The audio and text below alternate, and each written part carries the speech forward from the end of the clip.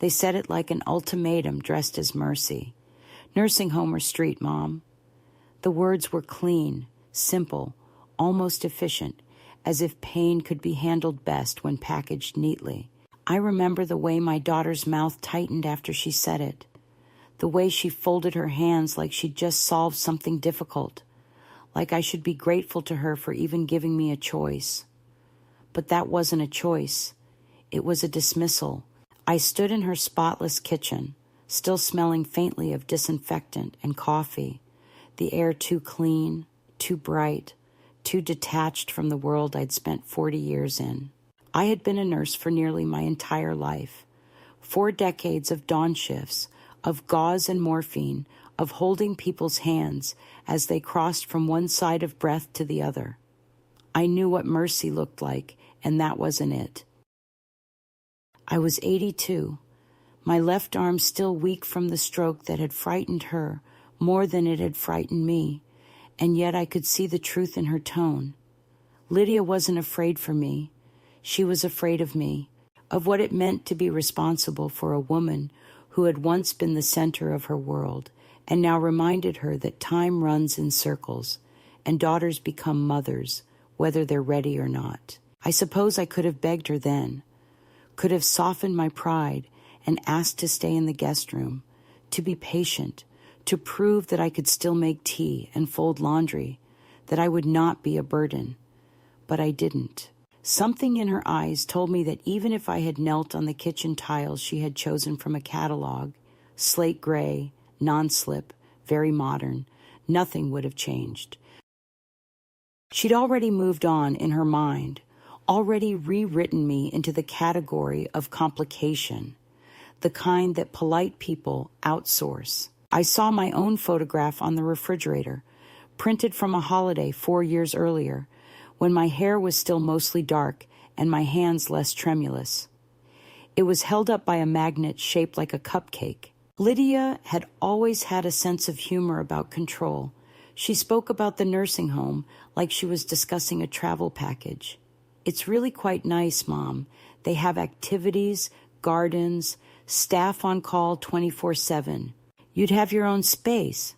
The problem was, I'd spent my life on the other side of that picture, the one where the staff are underpaid, the gardens are half dead, and activities means being parked in a room full of other forgotten souls who used to matter.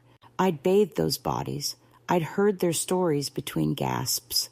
I'd promised some of them I'd never let anyone put me there. It wasn't fear of death that made me recoil. It was the indignity of being warehoused under the label of care. So I asked her what the other option was, though I already knew. The street, she said, half laughing, half daring. If you think you can manage on your own.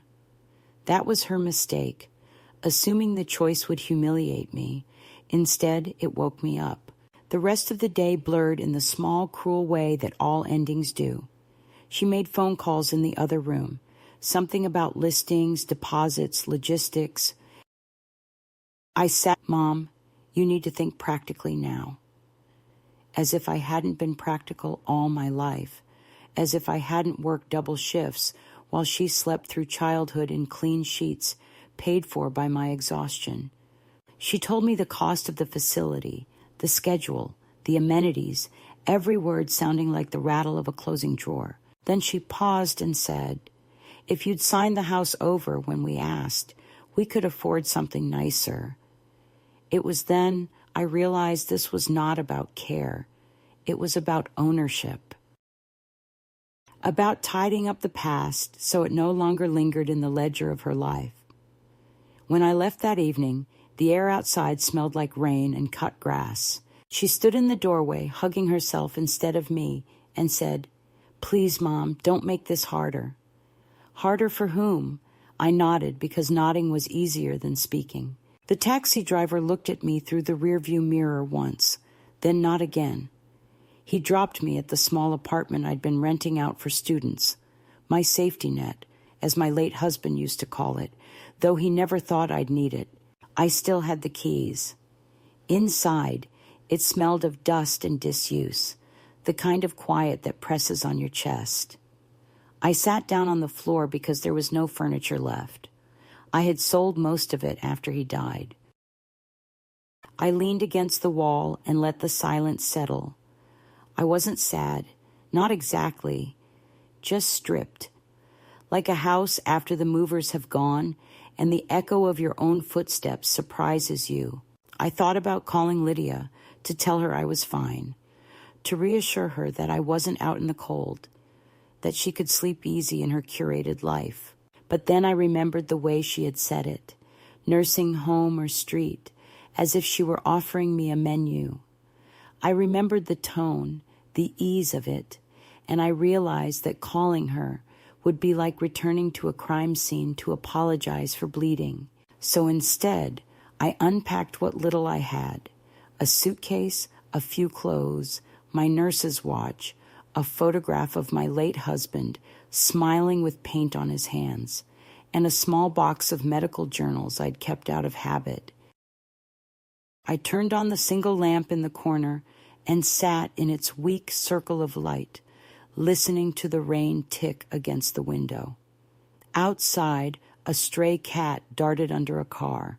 I envied its certainty of purpose. By midnight, I found myself laughing quietly at the absurdity of it all. 40 years saving other people, and here I was, discarded like an old prescription, no longer effective. But the laughter wasn't bitterness, it was recognition. People fear what reminds them of their own fragility. Lydia's fear wasn't of me, it was of the mirror I held up to her future. I didn't hate her for that. I pitied her, a little. She thought safety came from walls and contracts, from closing doors before anything could escape. But safety, I was beginning to understand, is not the absence of risk. It's the presence of dignity. And that she couldn't give me. In the days that followed, I lived quietly. I ate soup from cans, slept under a blanket that smelled faintly of mothballs, and let my body remember the slow rhythm of solitude. I made a list of the things I still had, small practical things, a pension, my mind, a steady hand, and the strange luxury of not being accounted for. Every morning, I walked to the park near the train station, where pigeons gathered around a fountain that no longer worked. I sat there with a thermos of tea and watched the commuters hurry past, each one tethered to some invisible demand. None of them looked at me. That was fine. I had looked at enough people in my life. Now it was time to look inward. Still, at night, I couldn't escape the echo of her voice. Nursing home or street. It would drift through the dark like a riddle I hadn't solved. What she didn't understand was that the street is not always a place. It's a decision. It's the moment you step away from what diminishes you, even if it means walking into uncertainty. I'd chosen that, and there was a strange kind of pride in it. I had no one to answer to, no one to please, only the quiet and the question of what to do with it. I was too old to start over maybe, but not too old to continue. Continuation is its own rebellion. By the end of that first week, I stopped waiting for the phone to ring. Lydia didn't call. She wouldn't. She'd told herself a story about me that made her comfortable. Something tidy like, Mom needed care, but she refused help. It's easier to love someone you've turned into a problem than someone whose pain you caused. I let her keep that story. Mine would be different. Mine would begin not with what I lost, but with what I still knew how to do.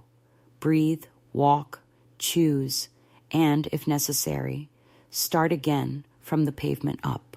That night, I sat by the window and opened my old nurse's watch, the one that ticked loud enough to measure silence. The second hand moved steadily, unbothered by circumstance. I thought of all the lives I'd counted in that rhythm, all the pulses I'd held, all the moments when people begged for one more second, and I'd whispered, "You have it." Maybe that was what I'd been given now. One more second, one more chance to live, without permission. I made a quiet promise to myself. I would never again let anyone else define what care meant for me. Not my daughter, not a doctor, not society. Care, I decided, was the courage to keep existing when you've been told your expiration date. And so I began, not loudly, not heroically, but deliberately, to live again. It happened on a Thursday, the kind of day that begins without warning and ends without ceremony, the kind of day you forget until something inside it breaks you open. Lydia called me that morning with the voice she reserves for errands, the brisk managerial tone that turns affection into paperwork. She said there was someone she wanted me to meet, someone from a placement agency. The phrase slid past me before it sank in. Placement, like an object that needed repositioning. I told her I didn't need to meet anyone, that I was managing fine, walking every day, cooking for myself, keeping my blood pressure steady. She sighed in that long, theatrical way of hers, the sigh that says, "You're being difficult." When she arrived that afternoon, she wasn't alone. Behind her was a woman in a beige blazer, the kind worn by people whose job is to sound gentle while dismantling your life. She introduced herself as Ellen, a transition consultant. I didn't invite them in, but they walked in anyway, Lydia talking about how proactive it was to plan ahead. Ellen smiled too widely and began asking questions I'd spent my entire life asking other people. Did I feel safe living alone? Did I have a support network? How was my mobility, my memory? I wanted to tell her I'd delivered 3 children in an understaffed ward with a power outage and a hurricane warning. I wanted to tell her I had walked through nights of blood and grief and never once asked for a consultant. But I didn't. I just folded my hands on my lap and listened to the sound of my own pulse in my ears. Ellen unfolded a brochure and slid it across my table. It was glossy, full of staged smiles and white sheets, older women painting in sunlight, men tossing horseshoes in manicured gardens. The words "assisted living" glowed on the front like an award. I stared at it until the images blurred. Lydia began talking about how she and her husband had been researching options for months, how she wanted me somewhere with medical supervision, how she worried I'd fall or forget to take my pills. I said quietly that I'd been taking care of my own body longer than she'd been alive. She ignored that. Ellen began listing amenities, communal dining, scheduled activities, supervised excursions, medication management, and the list kept going until it sounded like a prison with better upholstery. I interrupted her, asked how much it cost. She hesitated, glanced at Lydia, then said, "That depends on the level of care." Lydia cleared her throat and said, "We've already discussed finances, Mom. You'll need to contribute the proceeds from selling your house."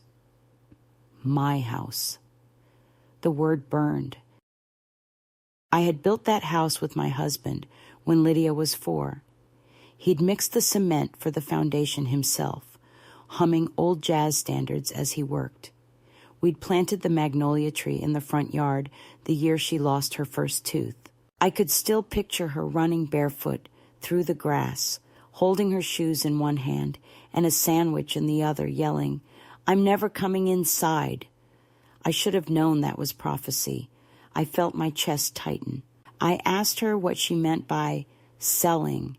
She said it was too big for me now, too expensive to maintain, that it made sense to liquidate while the market was good.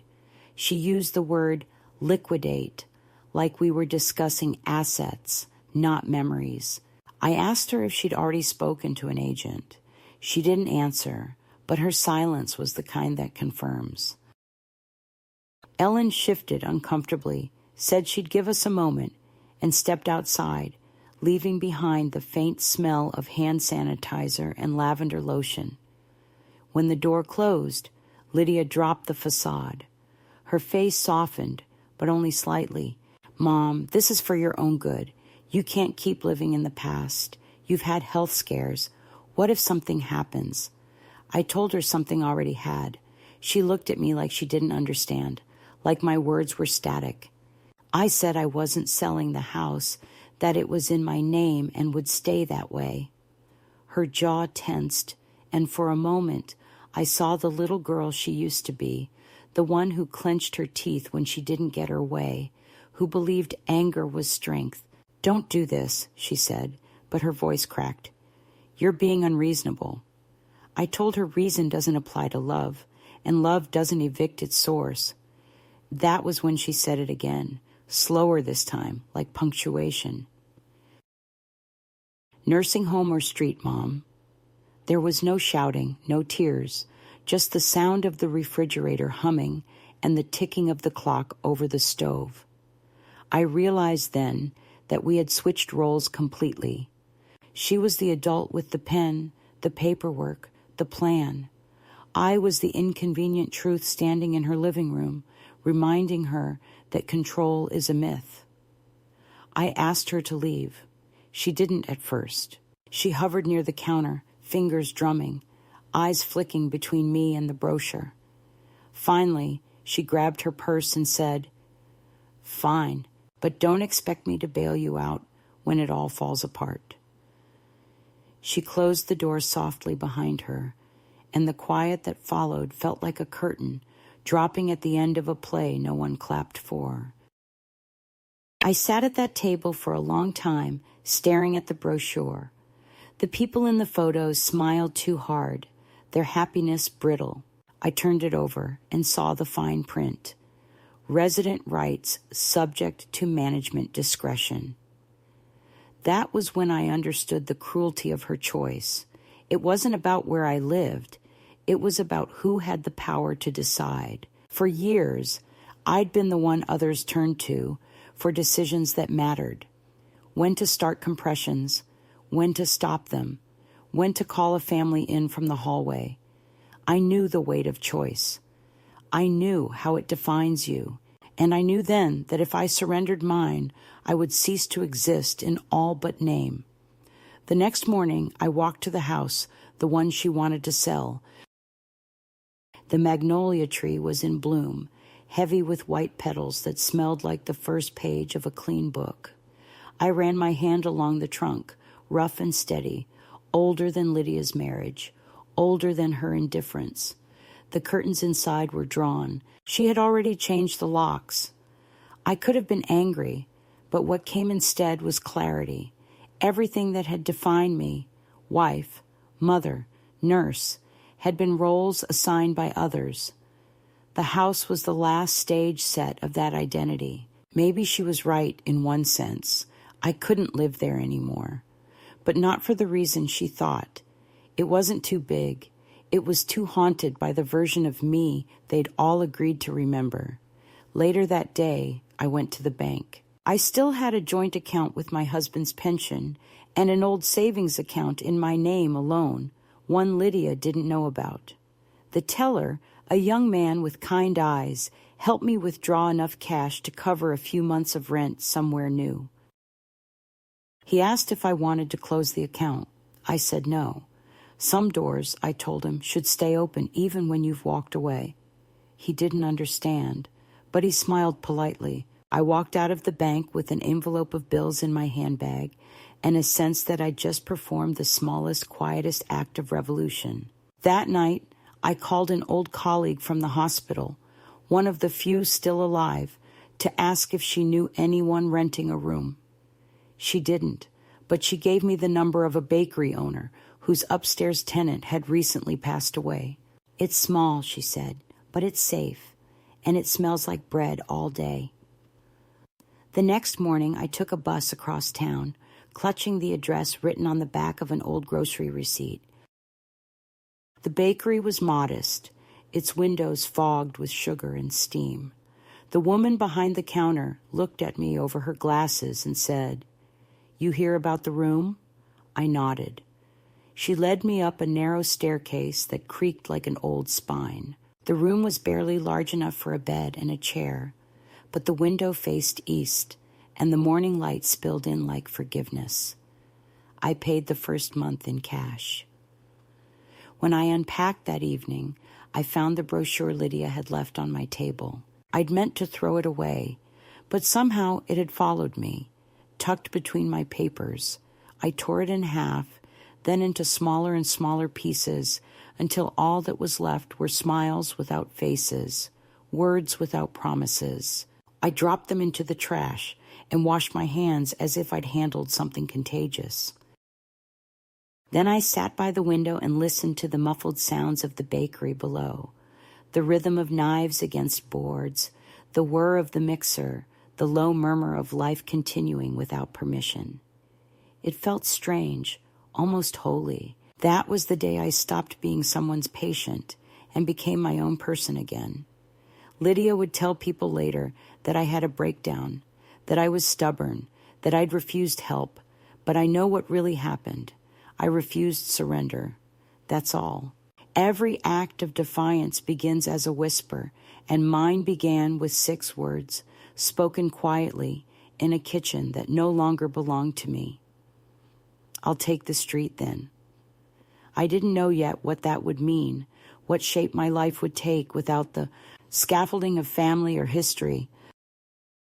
I only knew that I would rather be alone with my own truth than safe in someone else's lie.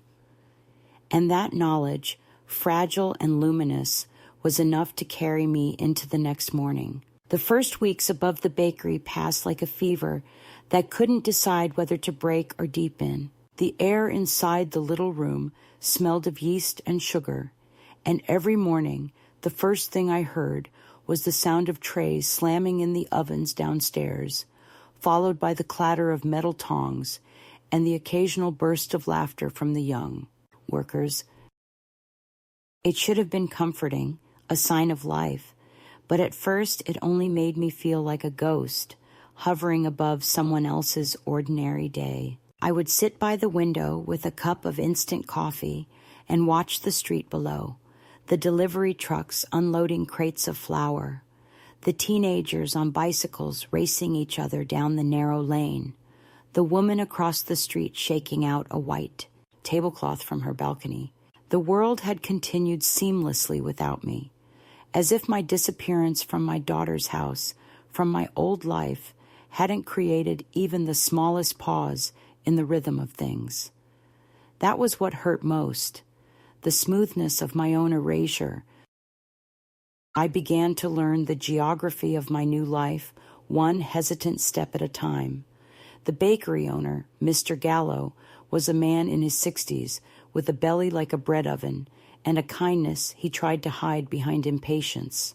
He knocked on my door one morning with a loaf of rye still warm from the oven and said, "Rent's due every Friday. If you smell smoke, it's just the croissants. Welcome to the roof." I thanked him, and he shrugged like he hadn't done anything at all. That loaf lasted me 3 days, and each slice tasted like a small apology from the universe.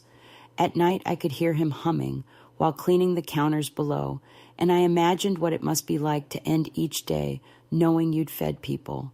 I used to feel that way once, when I was a nurse, when my hands meant something. Now I wasn't sure what they were for. The days stretched long. I filled them with small rituals to keep from dissolving. Mornings, I wiped the window frame and watered the single plant I'd bought from a street vendor, a thin green stem with one stubborn leaf. Afternoons, I walked through the neighborhood, keeping my head down when I passed the cafe terraces where women my age sat in pairs, gossiping, their voices full of shared certainty. I envied their belonging more than their joy.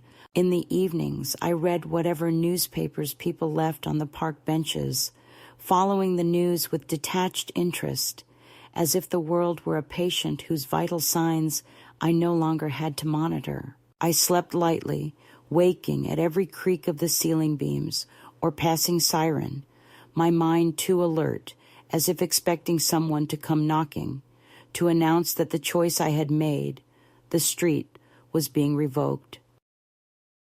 It was around that time that I noticed how my body had become both my only home and my greatest enemy. The left side, still weaker from the stroke, refused certain motions. When I dropped a cup one morning and watched it roll under the bed, I stood there for nearly 5 minutes before bending to pick it up. The effort made me dizzy. The dizziness made me angry, and the anger made me ashamed. I thought of Lydia saying, "What if you fall?" and realized how easily pity can masquerade as prophecy. So I began to walk longer distances each day, testing the limits of my balance, counting the steps between lampposts like a soldier measuring a march. At first, the other tenants on the street looked at me the way people look at drunks or the lost, eyes soft with discomfort, eager to look away. But soon I learned their faces. The tailor who smoked on his stoop, the girl with a dog that barked only at buses, the old man who swept the sidewalk, though it was never dirty. I started nodding to them. Some nodded back. It wasn't friendship, but it was proof that I was seen. The bakery became my clock. I learned that the oven started at 4, deliveries at 6, customers at 7. Around 9, the smell of cinnamon rolls reached its peak, and by 11, the air grew still again, heavy with heat. Mr. Gallo began leaving a small paper bag outside my door once a week, filled with the rolls that hadn't sold. At first I tried to pay him, but he waved me off. "They go stale otherwise," he said. I started saving 1 roll each week for Saturday mornings, cutting it in half and spreading it with a little butter, a ritual that became almost holy in its simplicity. It reminded me that comfort isn't always something given by others. Sometimes it's something you permit yourself to keep. Every now and then, my thoughts drifted back to Lydia, to her polished kitchen, and the sound of her bracelets clinking when she gestured too much. I wondered if she ever thought of me, if she looked at the empty chair in her dining room and felt the faint outline of my absence. I doubted it. For people like her, guilt is a language they only speak when others are listening. Once I almost called her. My hand hovered over the phone. I wanted to hear her voice, even if it came wrapped in reproach, but I stopped myself. What would I say?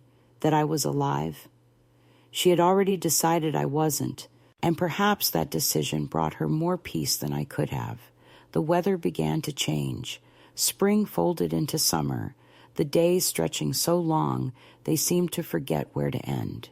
The heat in the room was unbearable some afternoons, and I would drag the chair close to the window, open it as wide as it would go, and let the air of the bakery rise toward me.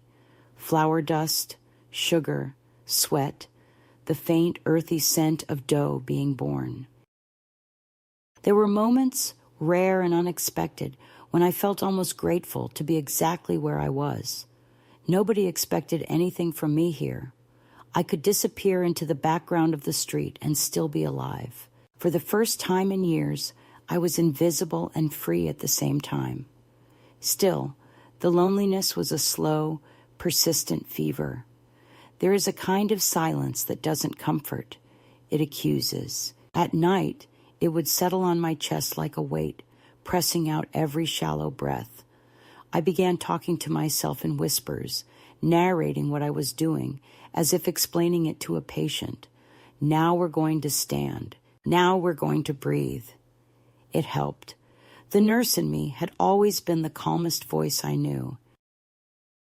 But even she grew tired sometimes, especially in the early mornings when the city was still half asleep, and the only sound was the rustle of pigeons on the roof.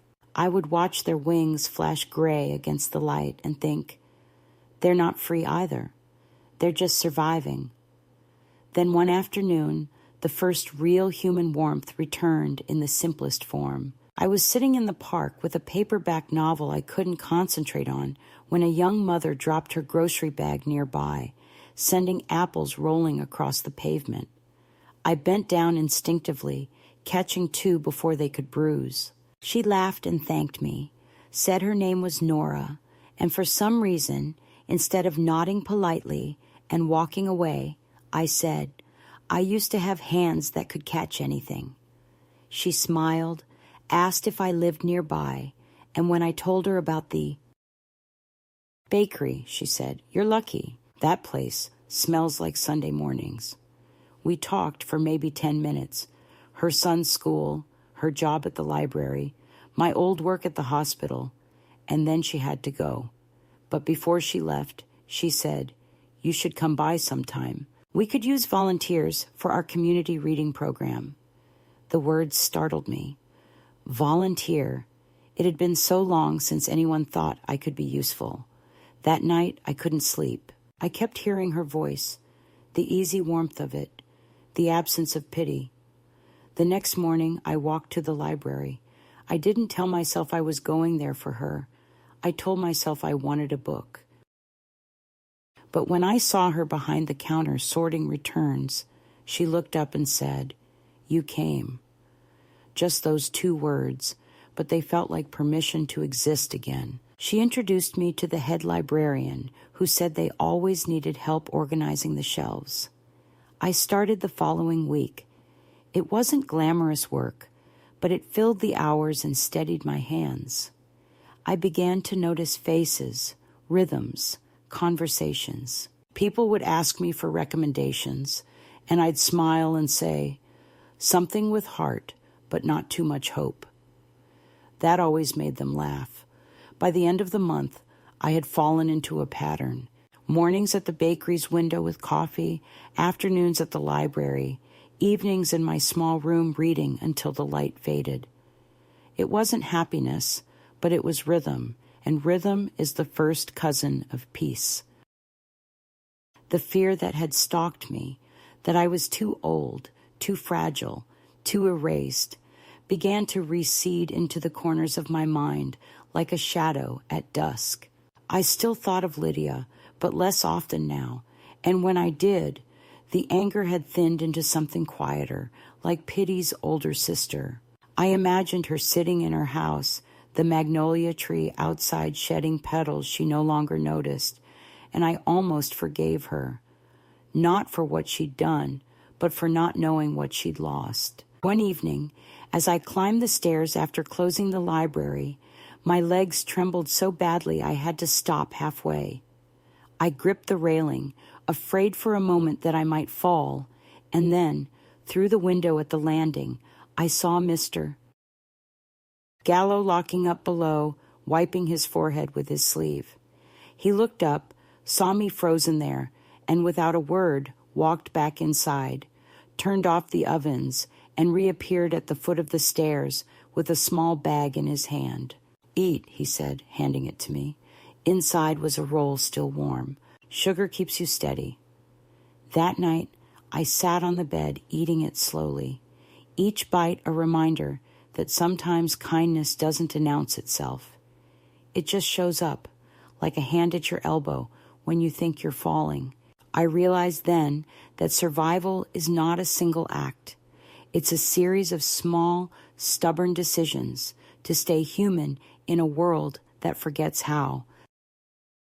I wasn't sure where this path would lead, but I knew I'd taken the first real step.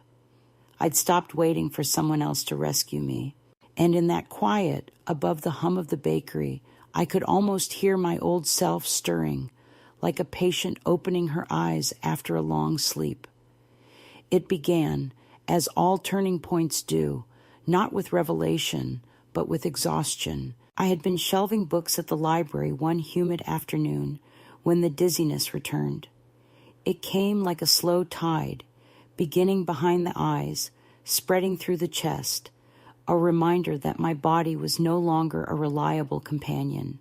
I sat down between the shelves, pretending to read the spine of a thick novel while waiting for the room to steady itself. When I finally looked up, Nora was standing at the end of the aisle, holding 2 cups of coffee. She handed me one without a word and said, "You look like you've been trying to disappear." I told her I wasn't trying. I just hadn't figured out how to be seen again. She laughed softly, not mockingly, but as someone who understood. We sat there for nearly an hour, talking about nothing and everything. the noise of the city, the price of bread, how time begins to move differently once you stop measuring it by other people's needs. Before she left, she said, "You should come by the clinic this week. We're short on hands, and you still look like someone who knows what to do with them." I thought she was joking, but the next morning, she handed me a flyer from the local community health center, circled a number in blue ink, and said, "They take volunteers. You should call." I hesitated for days. My nursing license had expired years ago, my confidence even earlier. I told myself I was too old, too slow, too tired to be of use, but those were all excuses built on the rubble of pride. The truth was, I was afraid that I would walk into that clinic and find proof of what Lydia had said, that I was no longer capable. Yet on the 5th morning, I called. The woman on the other end, a receptionist named Teresa, sounded surprised but pleased. "We always need help with intake," she said. "Come Tuesday at 9. Bring whatever credentials you still have." I still had my old hospital ID in a drawer, the photograph faded, but my name clear. That Tuesday, I ironed my blouse, pinned my hair, and walked to the clinic with a nervousness that felt almost youthful. The clinic was small, housed in a repurposed elementary school, with scuffed floors and peeling paint. The waiting room smelled faintly of antiseptic and hand sanitizer, and the chairs were filled with faces that reminded me of every patient I'd ever known. Anxious, tired, hopeful in the quiet way people are when they've run out of options. Teresa introduced me to Dr. Malik, a tall, soft-spoken man who had the look of someone who hadn't slept in days. He asked about my experience, and when I told him I'd been a nurse for 40 years, his expression shifted from courtesy to gratitude. "We could use someone like you," he said. "Just start slow. Listen before you act." That I could do. The first few hours, I stayed behind the front desk, helping with forms, guiding patients to rooms, finding lost charts. My hands trembled at first, but soon the old rhythm returned, the rhythm of care, of quiet urgency, of purpose. By noon, I'd forgotten to be afraid. I stayed until closing, though no one asked me to. When Dr. Malik thanked me, I told him I'd come again if they needed me. He smiled and said, "Need isn't the problem here. Time is." That night, as I climbed the stairs to my room above the bakery, I felt a strange ache in my chest that wasn't pain, but presence. For the first time since leaving Lydia's house, I was tired from usefulness, not despair. Days turned into weeks, and my role at the clinic deepened. I started triage on Thursdays, checking vitals, calming frightened children, reassuring their parents that fevers break and wounds heal. The younger nurses began to ask me questions, simple things at first, then more complex. How to comfort a patient without words, how to tell when someone's lying about their pain. I answered gently, not as a teacher, but as an elder passing on something fragile. They called me Miss Rose because Mrs. felt too formal and Grandma too sentimental. The nickname stuck. I liked it. It sounded like something still blooming. Outside the clinic, the city felt different now. It wasn't a map of losses, but a network of possibilities. The bakery became a refuge rather than a hiding place. Mr. Gallo started sending loaves to the clinic on Fridays, and the nurses would tease me that I was his secret partner. Maybe I was, in some small way. He had given me shelter when I had none, and I, in return, brought laughter into his routine. He began to ask about my day, and when I told him stories from the clinic, the anxious boy who refused a bandage, the old woman who cried when we found her blood pressure normal, he listened as if the details mattered.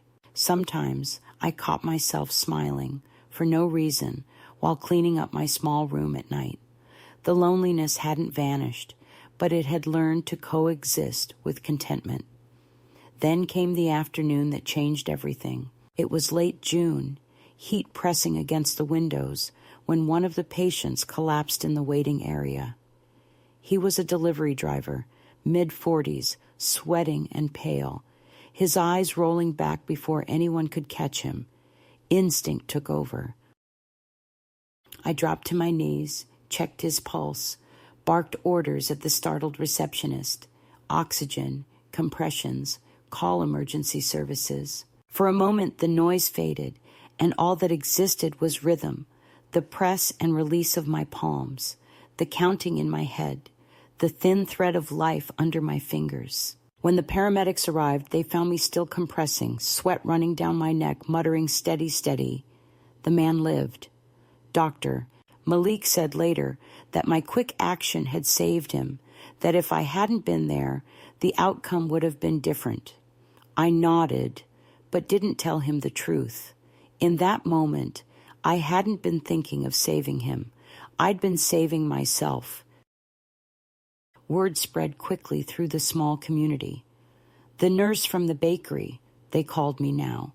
People began to greet me on the street, to ask for advice, to bring small gifts of gratitude, flowers, homemade jam, a scarf knitted by a patient's grandmother.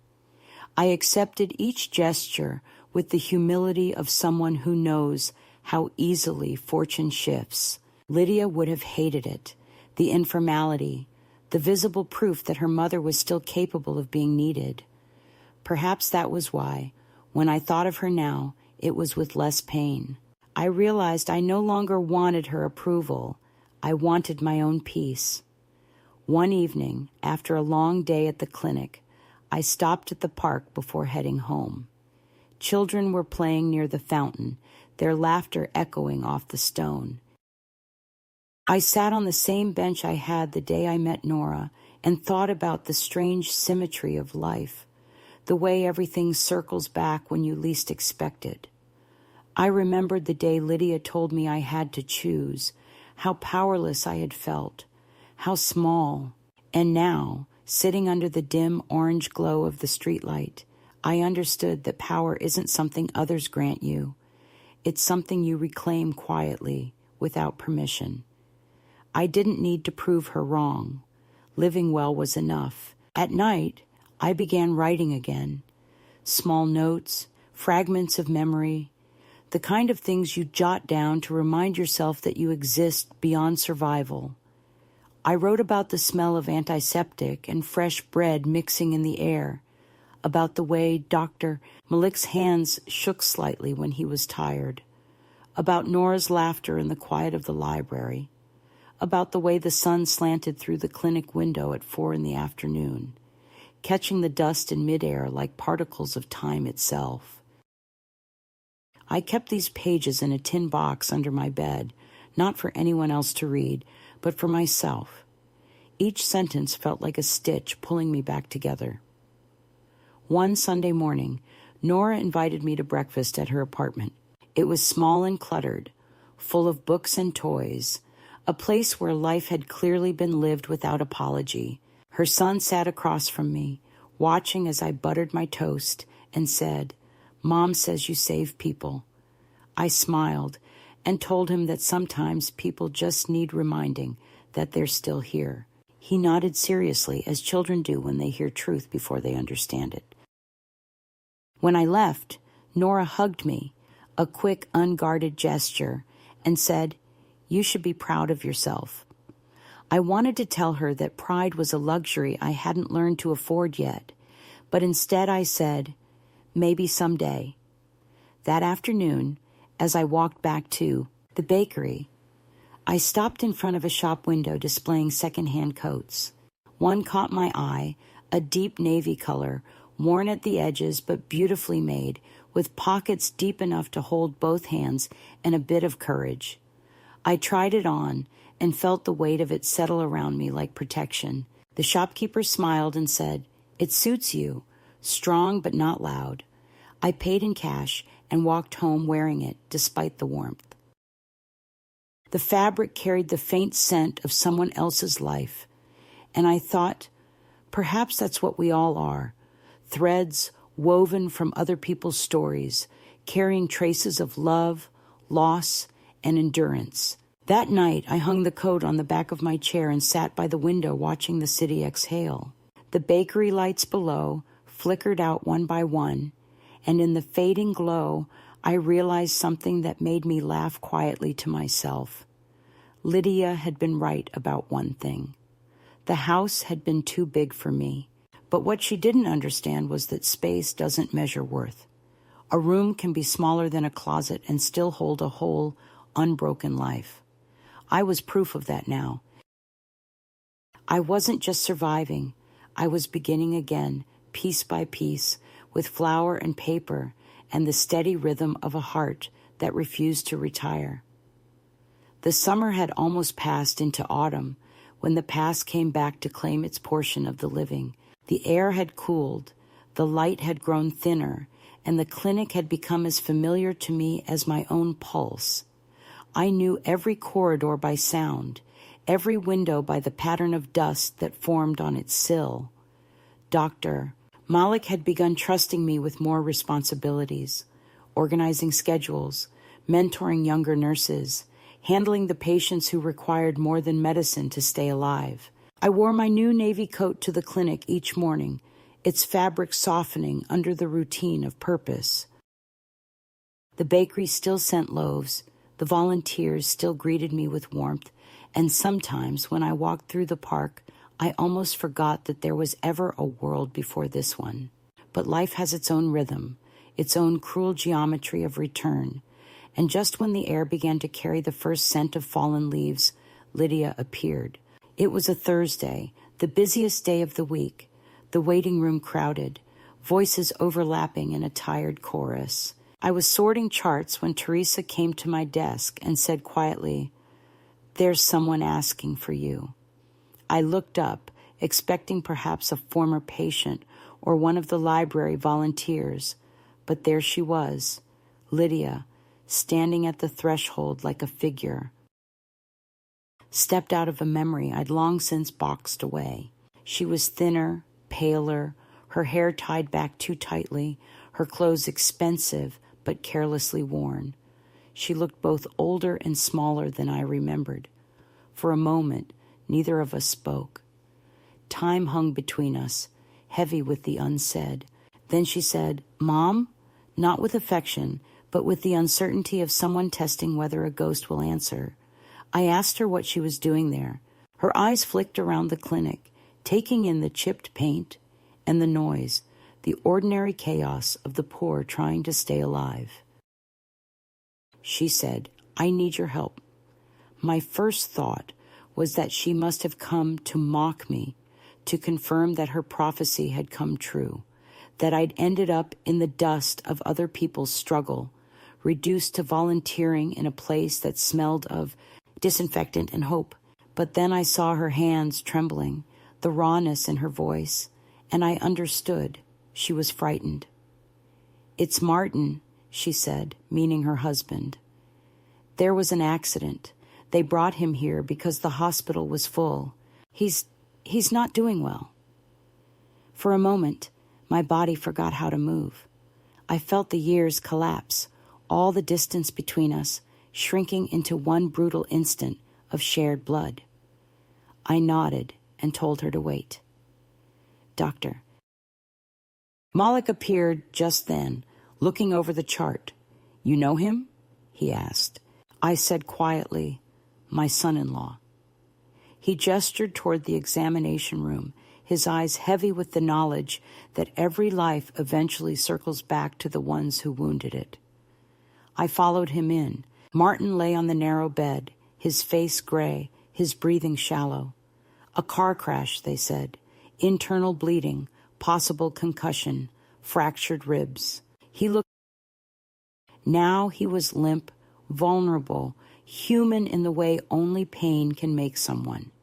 I took his pulse out of habit, adjusted his oxygen mask, and felt the professional calm settle over me like armor. Dr.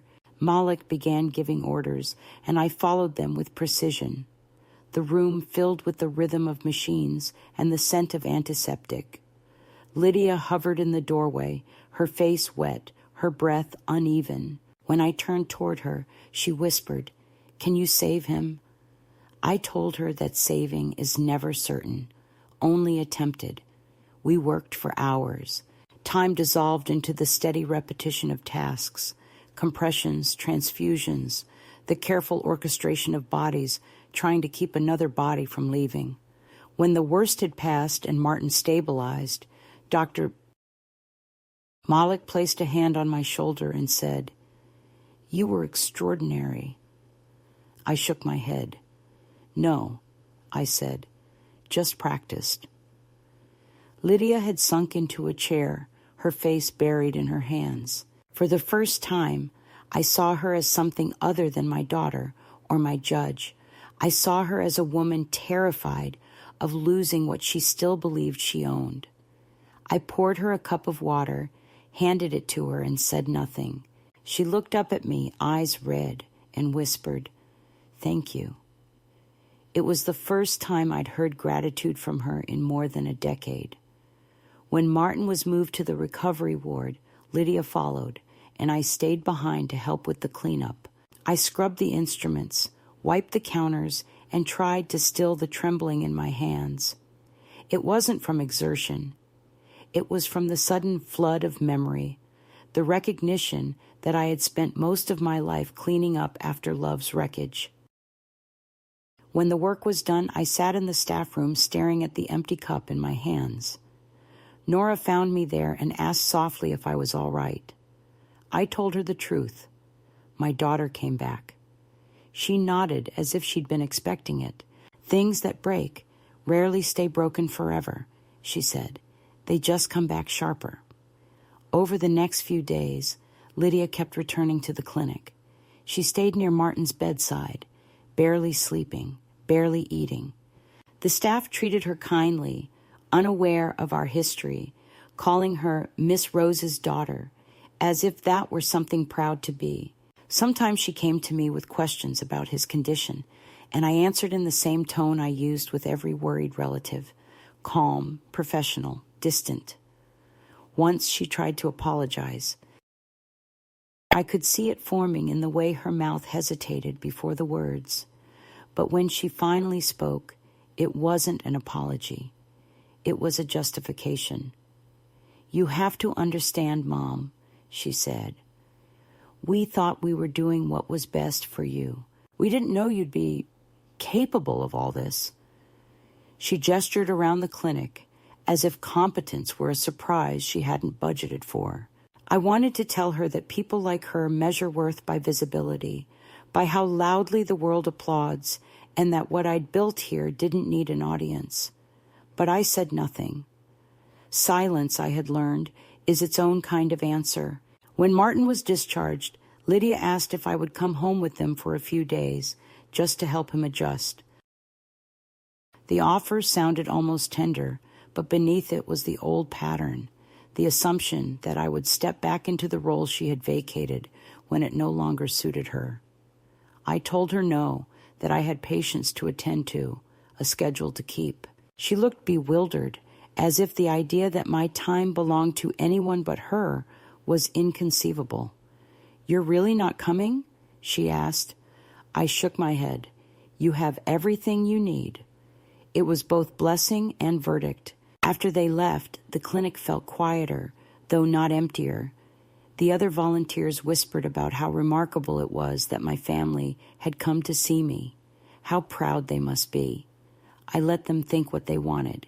The truth was more complicated, and I no longer had the appetite to explain myself.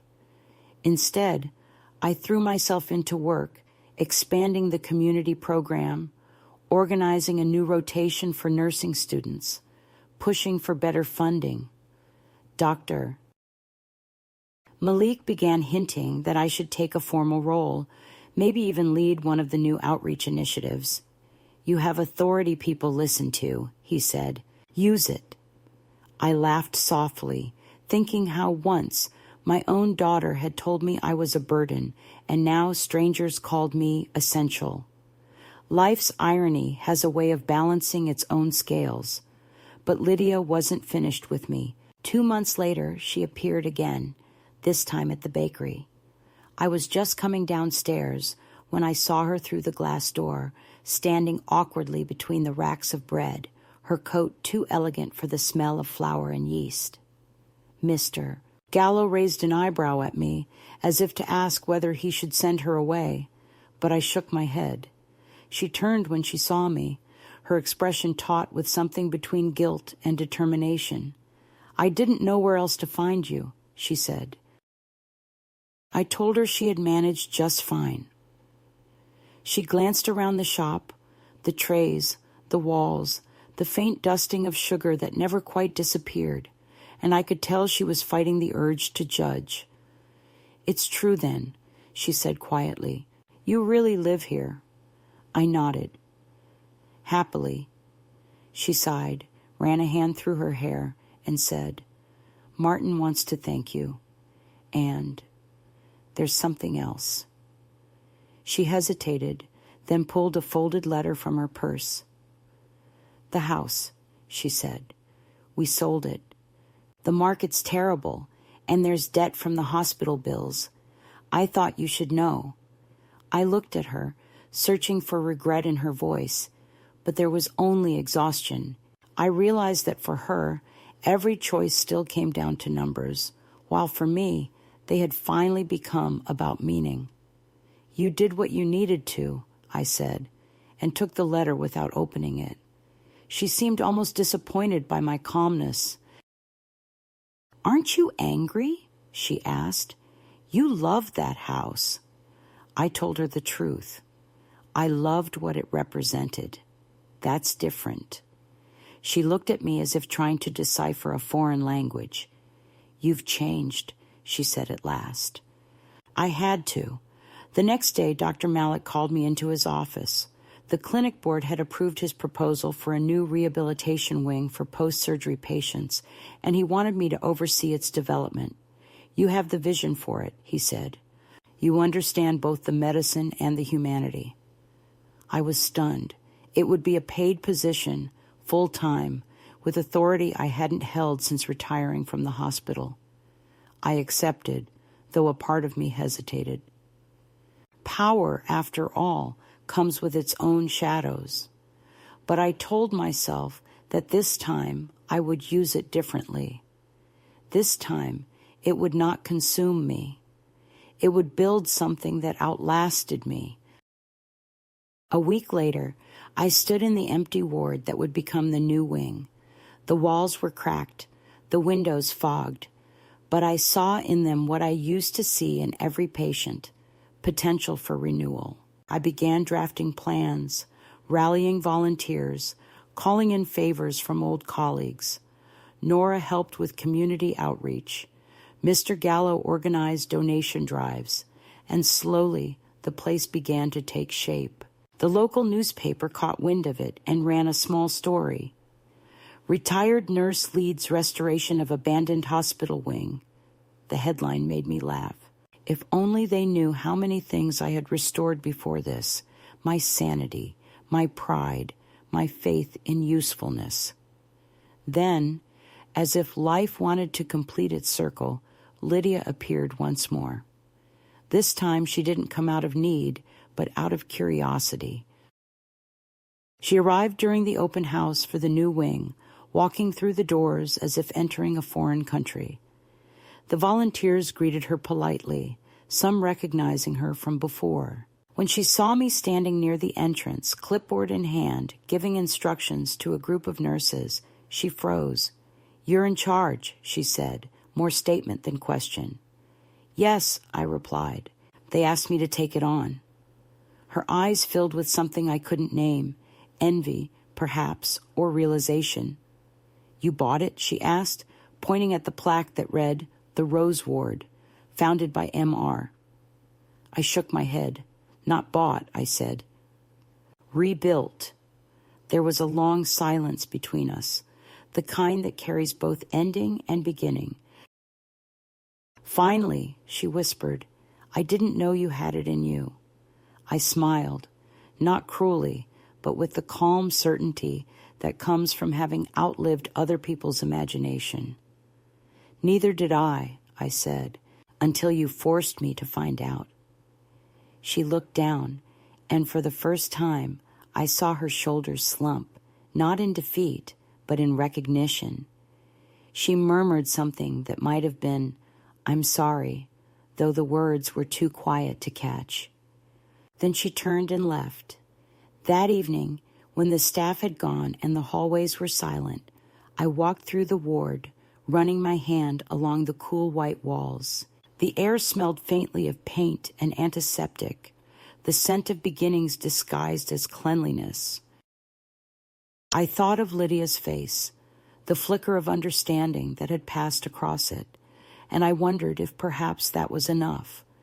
Not forgiveness, not reconciliation, but understanding. I stood in the center of the ward and whispered to no one in particular. "You said nursing home or street?" I chose the street, and it led me home.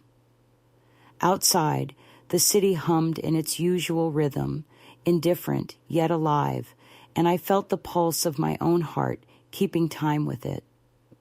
The night was long, but for the first time in years, it wasn't empty. It was in late winter, when the mornings were still hesitant and the light crawled slowly across the city, that the work reached its breaking point. The rehabilitation ward was finally functioning, though barely, with borrowed equipment and staff who juggled 2 jobs to keep it alive. Every day began before sunrise and ended long after the moon had taken its shift. I moved through the corridors like a conductor keeping time with exhaustion, my steps measured, my voice calm, my heart steady, but inside I carried a tension I hadn't felt since my early hospital years. I had built this place out of scraps, donations, favors, remnants of faith, and I feared it might collapse as easily as it had risen. Dr. Malik had fallen ill, overworked and pale, and many decisions now rested on my shoulders alone. For the first time in decades, people were looking to me not as a helper, but as the one who must decide. I thought of Lydia sometimes, of her endless insistence on practicality, and wondered if this was how she had felt when she made her choices about me, cornered by responsibility, convinced she was acting in the name of order. But the difference was that I had learned what compassion costs, and I would not pay for efficiency with anyone's dignity again, not even my own. The pressure grew quietly, like an ache that deepens at night. Our funding application to the city was delayed for months. Bills accumulated. The electricity flickered whenever the heaters ran too long. One evening, after a 12-hour day, I found myself standing in the dark corridor outside the physical therapy room, staring at the faint reflection of my face in the glass. The woman who looked back at me was still upright, still composed, but there were shadows beneath her eyes, the kind that do not come from lack of sleep, but from carrying something too large for too long. I pressed my hand against the window, felt the coolness of the glass, and thought of every patient who had pressed their hand to mine over the years, silently asking the same question: will it last? It was around that time that Lydia called again. The sound of her voice on the phone startled me. It had been months since we last spoke. She said she had been reading about the clinic in the paper, that people were calling it the Rose Ward, and that she hadn't realized how serious it all was. Her tone was brittle, a mixture of pride and unease. "You've done something incredible," she said, but the compliment carried the weight of disbelief. Then, after a pause, she added, "But you need to be careful. I heard rumors you're overextending yourself, taking on debts. What if it fails?" I almost laughed. Failure had already happened once. Everything since had been resurrection. If it fails, I told her, then it will have failed with purpose. She didn't understand, but I didn't expect her to. Before hanging up, she asked if I needed money. I said no, though the truth was that I didn't even know how we would pay for the next month's supplies. Pride is a costly companion, but I'd learned to afford it. The following week, a letter arrived from the hospital board, the same hospital where I'd worked for most of my life. They had decided to close another ward, citing budget cuts, and they offered us a deal to purchase the building's remaining equipment and space at a fraction of its value. It was an opportunity to expand, to make the clinic self-sufficient, to turn a temporary project into a permanent institution. But it also meant debt, risk, exposure. I could hear Lydia's voice in my mind, sharp and certain. You can't afford mistakes at your age. But there are moments in life when you understand that safety is not the opposite of loss. It's just a slower form of dying. On the third morning, I walked into the bank and signed the papers.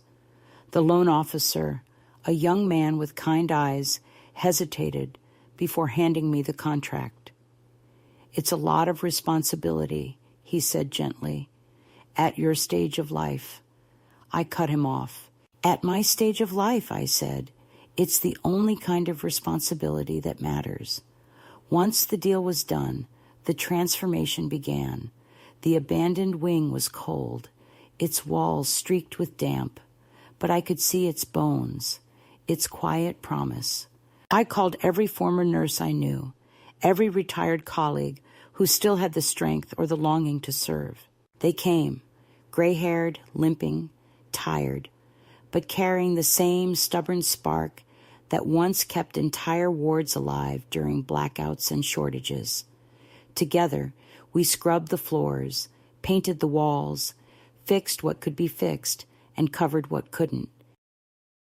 When the first patient arrived, a woman in her 70s recovering from surgery, the heating still didn't work properly, but the sheets were clean. The air smelled of soap and coffee, and she smiled when she saw us. It feels like a real hospital, she said. I wanted to tell her it felt more real than most. Word spread quickly.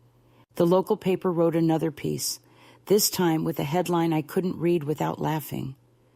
Retired nurse buys hospital to save her city's forgotten. Lydia called again, furious and bewildered. Mom, what are you doing? You can't just buy a hospital, she said. Her voice carried that familiar tremor, the sound of someone who believes control is the same as care. I told her it wasn't about ownership, it was about reclamation. She accused me of being reckless, of chasing glory. I said quietly, You once offered me a nursing home or the street. I chose the street, and it led me here. There was silence on the line, the kind that stretches too long to be mended. Then she whispered, They're saying you named it after yourself. I smiled. I named it after the part of me you tried to bury. The months that followed were relentless. I lived half in the clinic, sleeping in the small room meant for on-call staff, waking at every sound. The nurses called me captain, a title both affectionate and ironic. I managed payroll, rationed supplies, fought with bureaucrats for permits, and still found time to change dressings and comfort patients. There were days when the exhaustion blurred everything into one continuous movement. The hum of fluorescent lights, the soft moans of pain, the rhythmic squeak of rubber soles against the floor. Yet beneath it all was a current of quiet joy, the kind that comes from doing exactly what you were born to do. I didn't realize how visible I'd become until one afternoon a reporter came to interview me. He was young, eager, full of questions about resilience and inspiration. I answered as best I could, but inside, I wanted to tell him that it wasn't resilience that built this place. It was refusal. Refusal to be forgotten. Refusal to let usefulness be determined by age or approval. A few days later, Lydia arrived unannounced. She had read the article, seen my photograph in the paper, and perhaps realized that the story of my life was no longer one she controlled. She walked through the ward with a strange reverence, touching the clean white walls, the metal rails polished to a dull shine. When she saw the small plaque near the entrance, the Rose Rehabilitation Center, founded 2024, her eyes filled with tears. "You really did it," she said softly. "You really bought it," I nodded. "We bought it," I corrected. "There are many of us here." She reached out as if to touch my hand, but then stopped, uncertain. "I don't know what to say," she murmured. "You don't have to," I replied. "Just see it." And she did. She walked the corridors, peering into rooms where patients rested, where nurses joked quietly, where life hummed in its imperfect rhythm.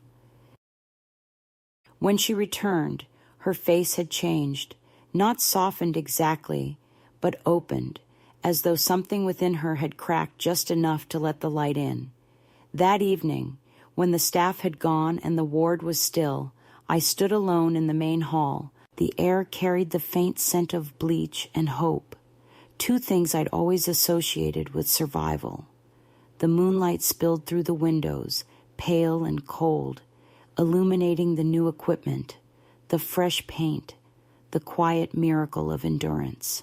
I walked slowly past the beds, checking that each patient was breathing easily, that each machine hummed as it should. When I reached the end of the hall, I turned back and saw my reflection in the glass of the double doors, a small woman in a navy coat, her posture steady, her eyes alive. For the first time in years, I didn't see an old woman or a mother or a widow. I saw a force. Later that week, the mayor visited for a photo opportunity, all smiles and handshakes, and for a brief moment, I thought how strange it was to be celebrated by the same society that once told me to disappear. They asked me to speak at the opening ceremony. I hadn't prepared anything, but when I stood at the podium, looking out at the small crowd, nurses, patients, volunteers, neighbors, I found the words waiting for me. I said that this place was built not from charity, but from memory, from the hands of those who refused to be dismissed. I said that healing doesn't belong to youth or institutions, but to anyone who remembers that care is a form of rebellion. And then, as the applause began, I saw Lydia in the back row, clapping slowly, her expression unreadable. For a fleeting second, I thought I saw pride, or maybe relief. That night, after everyone had left, she came to find me. We stood in the quiet hallway where the echo of our footsteps mingled with the soft hum of machines.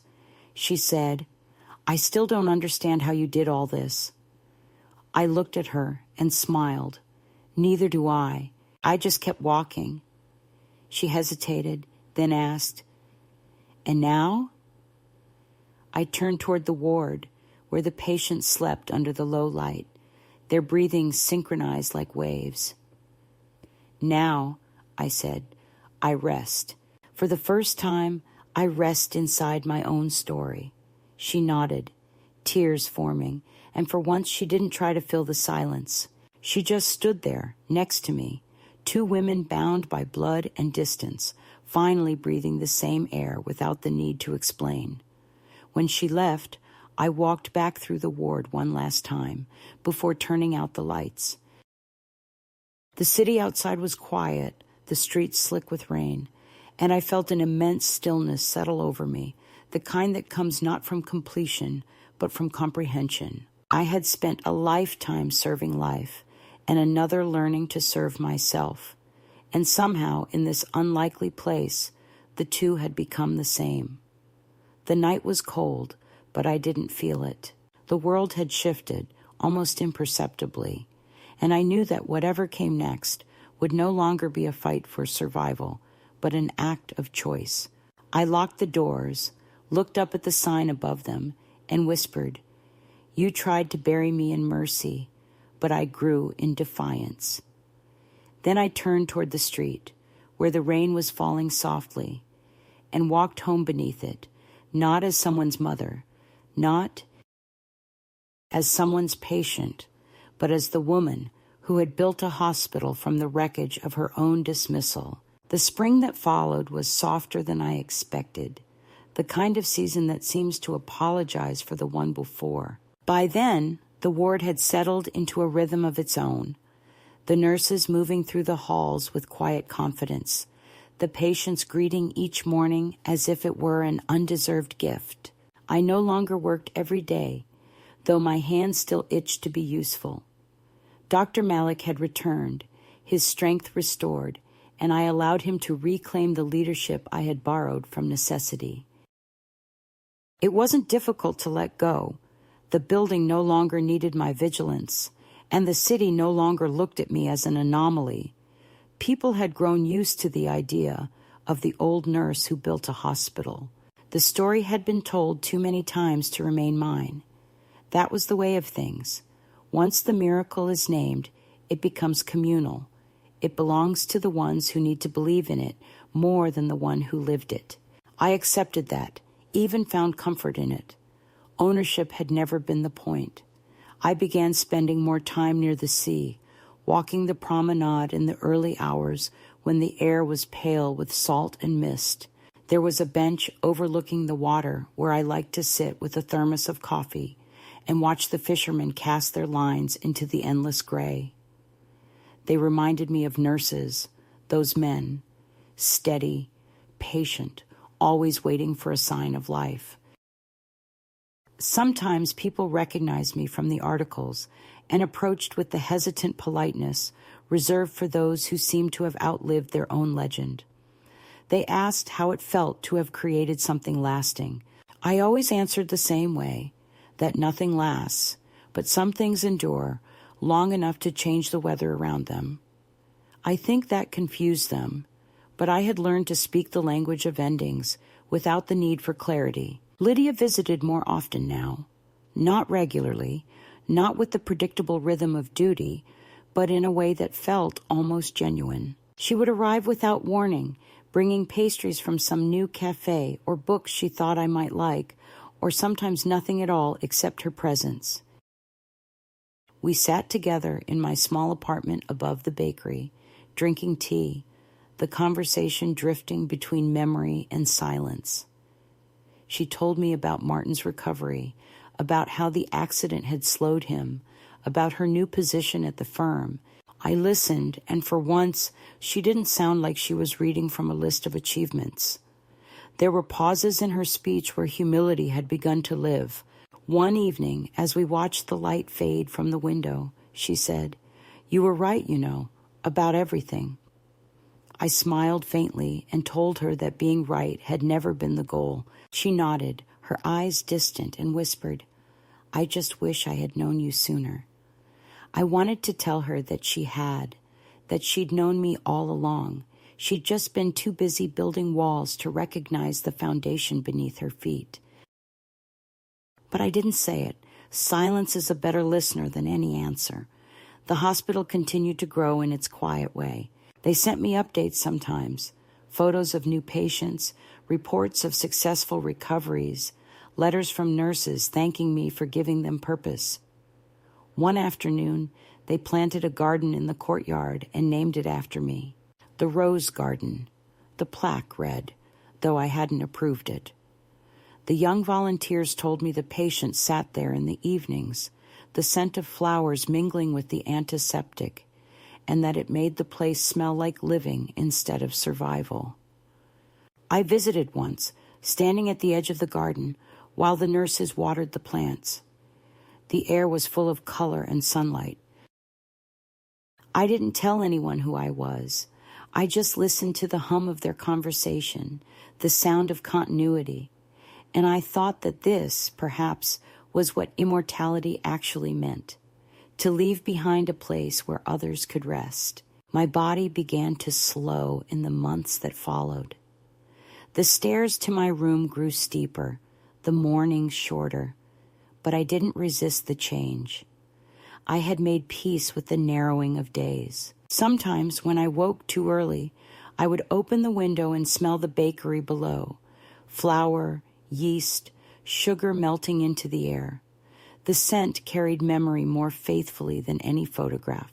It brought back the first morning I'd arrived there, trembling and defiant, the sound of the city alive beneath my solitude. I would stand there with my hands on the windowsill, feeling the wood worn smooth under my palms, and think how strange it was that the very place I'd come to hide had become the threshold of my rebirth. One Sunday, Nora visited with her son, now taller, his voice roughened by adolescence. He handed me a small card he'd made at school. On it, in uneven letters, he'd written, "Thank you for helping people who were forgotten." I traced the words with my finger and felt something tighten in my chest. Not sadness exactly, but the sharp awareness of time's generosity. I told him that I hadn't helped people. I had simply refused to let them disappear. He looked at me seriously and said, "That's the same thing." And perhaps it was. As the year turned, I found myself writing again. Not letters, not stories, just fragments of thought on scraps of paper. I wrote that love, at its purest, is attention. That forgiveness is not agreement, but the quiet acceptance that some things cannot be untangled. That aging, when done honestly, is an act of translation, turning everything you once carried into something the world can still use. I kept these papers in a small box on my bedside table, knowing that someday someone would find them and wonder whether they were confessions or instructions. The truth is, they were both. Lydia's last visit came in early spring. The magnolia trees had just begun to bloom, and she brought a single branch of them in a vase. She placed it on my table and said, "They reminded me of the one you planted." I nodded, remembering that tree, how it had flowered every year, no matter who noticed. She sat down, looked around the small room, and asked, "Do you ever miss the house?" I thought about it for a long moment before answering. "No," I said. "Houses hold people. This place held me." She reached across the table then and took my hand, something she hadn't done since she was a child. Her grip was tentative, but her eyes didn't look away. "I'm proud of you," she said, and it was almost too much to bear. I squeezed her hand gently and said, "Be proud of yourself instead. You made me possible." She frowned, not understanding, and I let her keep the mystery. After she left, I sat for a long while, watching the light shift across the room. The magnolia petals caught the afternoon sun, glowing faintly pink, and the air smelled faintly of bread and spring. I realized then that I was no longer angry, not at her, not at life, not even at the years that had taken so much. All of it had been necessary. Every cruelty had carved a space for grace to enter. I thought of all the women I had known, the ones who had been told they were finished, obsolete, excessive, and I wanted to tell them this, that there is a kind of freedom in being unseen, because in the shadows you can rebuild yourself without permission. That evening, as darkness gathered, I went through the papers on my table and found the one I had written months ago after the first article about the hospital. I had written, "When they give you two bad choices, build your own door." I smiled, folded it carefully, and taped it to the wall above my desk. The street outside was quiet, the city breathing its slow, indifferent rhythm. I felt the peace that comes not from triumph but from arrival, the knowledge that the story had circled back to stillness. I didn't know what tomorrow would bring, but for the first time, I didn't need to. I poured myself a cup of tea, sat by the window, and watched the lights of the bakery flicker off one by one. Somewhere below, the young bakers were laughing, their voices rising through the vents like echoes of life continuing. I lifted my cup in a small private toast to the nurses, to the patients, to the forgotten, to the daughters who learn too late, and to the women who choose the street and find, in its cold and merciless air, the path home. The magnolia petals shivered in the breeze, and for a brief, luminous moment, the room felt infinite.